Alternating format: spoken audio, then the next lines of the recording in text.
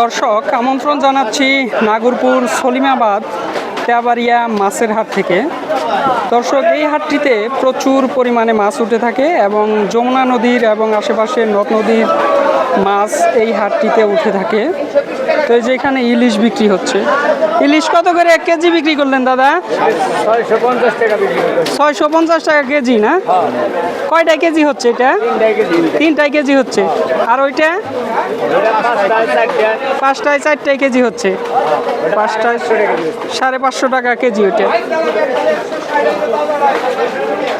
কাকা গাইরা কত করে কেজি বিক্রি করতেছেন?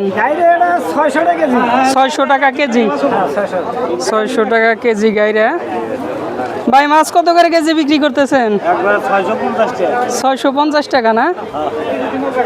কোন নদীর মাছ এটা? যমুনা নদীর মাছ। যমুনা নদীর মাছ। মাছ কত করে কাকা? 600 টাকা কেজি না? ইলিশ মাছ।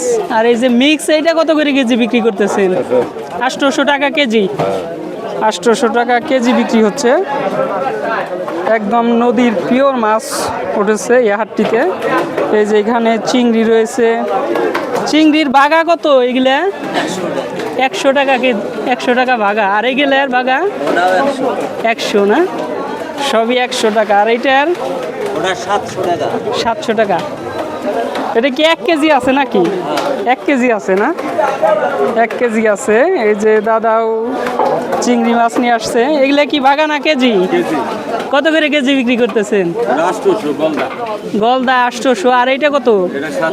700 টাকা কেজি না? আর এই পাশে রুই মাছ রয়েছে। দর্শক নাগরপুর তেবাড়িয়া হাটে প্রচুর নদী নালার মাছ উঠে থাকে। যেখানে ইলিশ রয়েছে।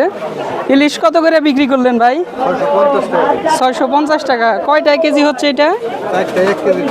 4টায় 1 কেজির বেশি। 4টায় 1 কেজি বেশি। 650 টাকা কেজি বিক্রি হচ্ছে আর কি। তো হাটটিতে প্রচুর মানুষের ভিড় আমরা লক্ষ্য করতে পারতেছি। এই যে এখানে রয়েছে কলম্বো মাছ। কলম্বো কত করে বিক্রি করলেন? 200 টাকা কেজি। আর এই যে রুই কত করে বিক্রি করলেন? 180 টাকা না? এই পুঁটি মাছ কত করে কেজি? 150 টাকা কেজি না? 150 টাকা কেজি।